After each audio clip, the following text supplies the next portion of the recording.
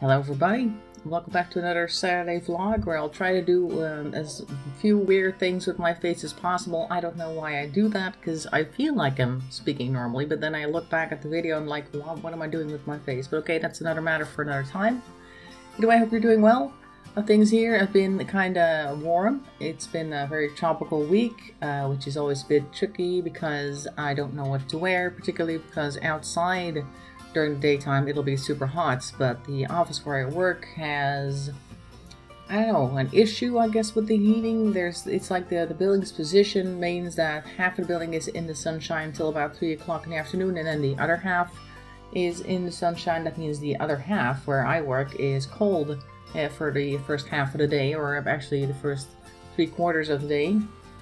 And that means even if I dress myself for the weather outside, I'm going to be cold in the office. So it's like, well, do I bring like a vest or something to put on, or what's going to happen today? No idea. It's going to rain. Nobody knows. It's a bit weird. But then our Dutch summers have been like this for some time now, so you never really know to bring an umbrella or not, or leave your coat at home or not. And that's why I always end up bringing a lot of stuff in my backpack whenever I go someplace on the weekend, so I always have something on me. Actually, I have a really big backpack for work as well. I have like I'll get it so you can see.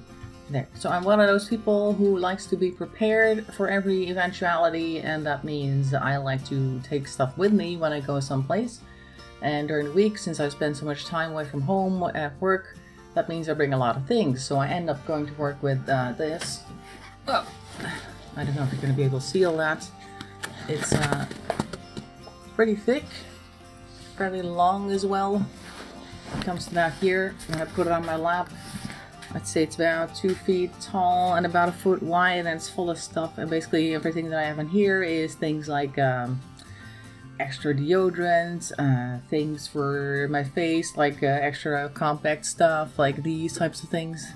Cellular filler from Nivea, for instance, or something to make my nose less shiny, combs, of course, all sorts of stuff in there. I even have a travel razor, like one of those things you could take with you on your travels just in case it's like this type of weather outside and I noticed that I didn't quite catch a certain area on my leg that I didn't quite shave right. I got a little travel pack razor on me, stuff like that. And I went through all the stuff in there, also some spare keys, of course, in case I lose my own keys and stuff. So I have a lot of things in there. And I went through it the other day to see if there's anything like superfluous in there, and the only really superfluous thing that I could find was a book. So I took that out, but it's still like super heavy anyway.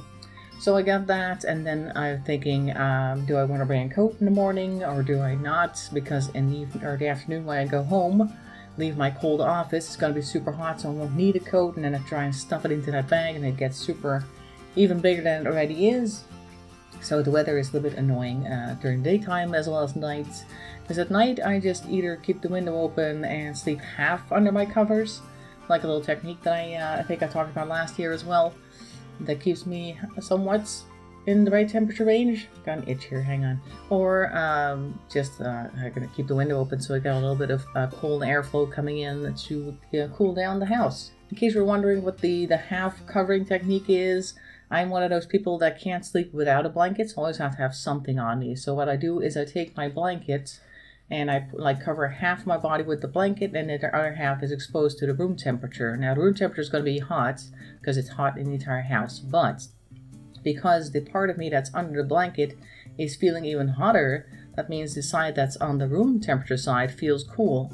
And that kind of mixes it internally, and my mind thinks, okay, I'm perfectly comfortable here because I'm not super hot, and or whatever heat I'm generating on this side is being released on the other because it's in the cold air temperature, or this cooler air temperature. And that's how I manage to fall asleep most nights now, because I have this mixture of temperatures, I guess, in my body going on. It's a bit like a trick of the mind, because we are still hot regardless. The temperature still here is pretty hot and humid, so there's no real cooling effect, like actual objectively speaking, but my mind thinks that I'm fairly cool, so that's good. The dog wants to join, so I'm gonna go grab her.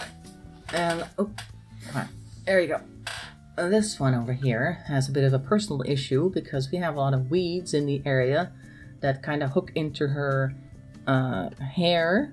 They look a bit like wheat or grain, but they have these little hooks on these long stems, and they end up in her hair and in her paws and everything, so I have to check with her every time to see if there's anything amiss.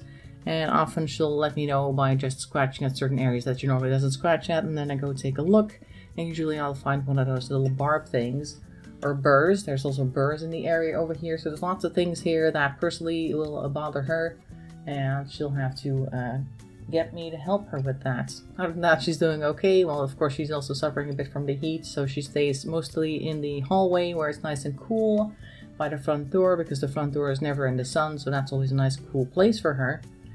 And we just get through it. So other than that, she's doing great, and we're doing fine here as well. What was the other thing I wanted to talk about? Yes, it's called the Oak Precessionary Caterpillar, I think. It's an area here where we have a lot of oak trees.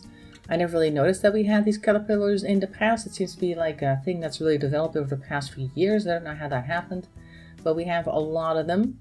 And the thing with the caterpillars is, aside from them doing a lot of damage to the trees, their hairs also cause skin irritation in a lot of people, I think most people. And if you catch some of that hair, you end up with some type of a rash or a hive-like symptom. Hello. They kind of feel a bit like mosquito bites because they're super itchy, but they're not bumps. So it's like a large patch which is red and itchy, and I never really used to have an issue with that, but I got one on my leg the other day. And you would think, oh, it's summer time, so you're probably not wearing very long pants, and that's why wearing shorts, it causes you to have this stuff come onto your skin. But I was actually wearing long pants by the time that I noticed the itch start, the day that it started, and the day that I then, of course, got the hair on my leg from the caterpillar, not my own. And so now I have a nice big red spot on one of my lower legs for some reason. And it's not the first time that I've had that this year, because I had one on the upper leg on the right as well, on the back, where I always wear some type of pants. So it's not like not wearing pants has caused this. So it's a bit annoying. But the funny thing is, one morning, I think last week, I went to work and I was walked past this lane on the way to the train station.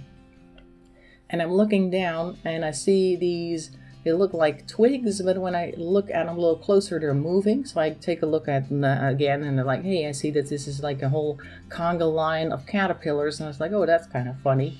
But that day I was wearing open-ended shoes. Like it was warm, so I had shoes that were like open to the air around me. So my feet were basically exposed.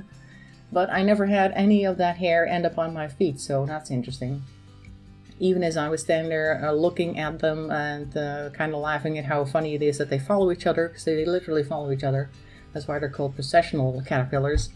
None of that hair got on my feet. But I did get some of that hair on the back of my leg where I always wear pants, so I don't know how that works. But okay, that's how it went. So I got some nice itchy spots, and of course now that I want to wear shorts, that means I have a nice red spot exposed to the world, but I don't think anybody's going to care other than me, so that's that. One last thing that happened this week. My car is acting up due to the heat, I think. I don't know.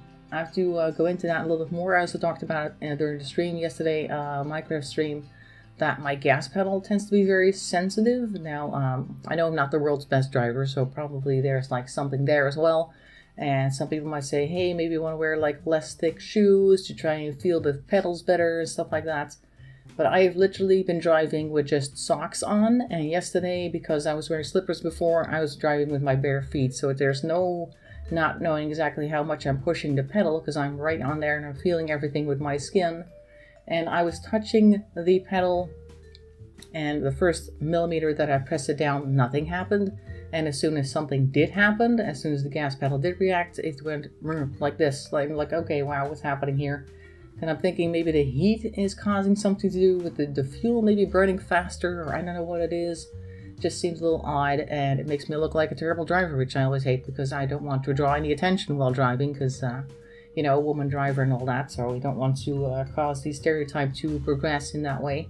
So I think I'll have to go and take a look someday, not anytime soon. If it really starts bothering me, I'll turn in at the garage to see if they can do anything with the tuning of the car. Maybe there's something there that they can do, because on the other end we have the clutch pedal, which I think is very slow to react. So it's like a combination.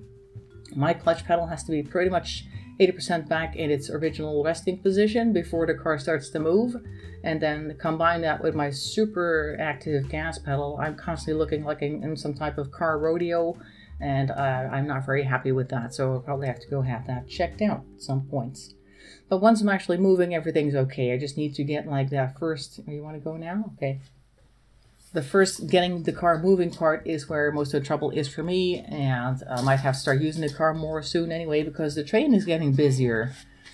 Even though people have been told to only really go by train if it's necessary, if you really need to take the train, if you are like, I guess, dependent on public transport, you should take the train, because we still have the whole COVID-19 thing going on and you have to wear masks and stuff like that. So I would expect the train to be a little quieter. Also, we're still being told that if you can work from home, that you should work from home, but people at the office aren't responding to that at all, which is really annoying. Because I'm pretty sure that nobody at the office currently has COVID-19, but we're not really helping by going to the office regardless, even though everybody can do their work from home perfectly fine, so I don't know. So until they change their mind about that, we're just going to go back to the office, and I was going to take the train thinking that the train was going to be quiet, but I might have to start driving again because I don't really feel comfortable with everybody on the train right now. There are a lot of people who do wear, I guess, good fitting masks on their face, but they're not always treating the masks correctly. And since the masks are there to protect other people from potentially your virus, that's not a good sign. I mean, I was complaining earlier about people who wear the masks incorrectly, like wear it under their nose, or just wear a very loose fitting mask that has like holes all over the place. That's one thing, but there are people who wear perfectly good looking masks, and I've seen people like exit the train at a stop earlier than mine, and literally this one guy, he was exiting the train, he pulls a banana out of his bag, he starts stripping the peel off and throws the peel into the garbage. So while he's holding this peeled banana, he takes off this basically a one-use mask, like the type you can buy at the grocery store, or not the grocery store, the drugstore, the kind of paper half cloth type things.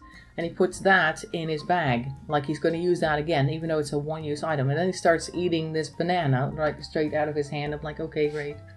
How not to stop the virus from spreading? Well, look at this guy. So I'm pretty sure there are other people who do that, particularly if you have a reusable cloth mask. If you go and look at their prices, they're kind of pricey if you don't make one of your own.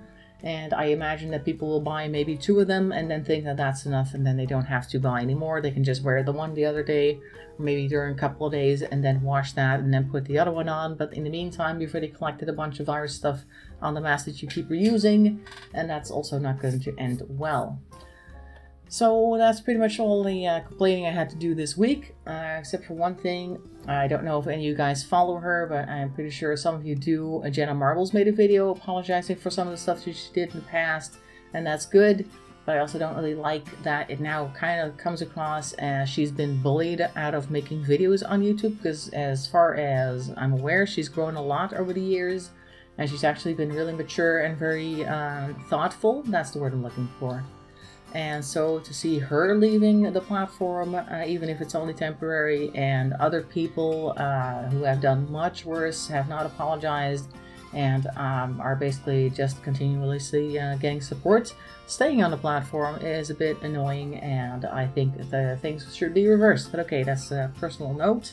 So hopefully she'll come back sometime soon, because I think the vast majority of people who follow her were really looking forward to her 1 video a week. And the podcasts, so I want to see how that goes. Hopefully she'll at least do the podcasts with Jillian at some point again. I don't know. Anyway, that's sad, and now we're going to close the video on a sad note. Hope that won't make you too depressed. Either way, make sure to stay safe, and have a nice time as well. I'll see you next week. Thanks for watching, and bye-bye for now.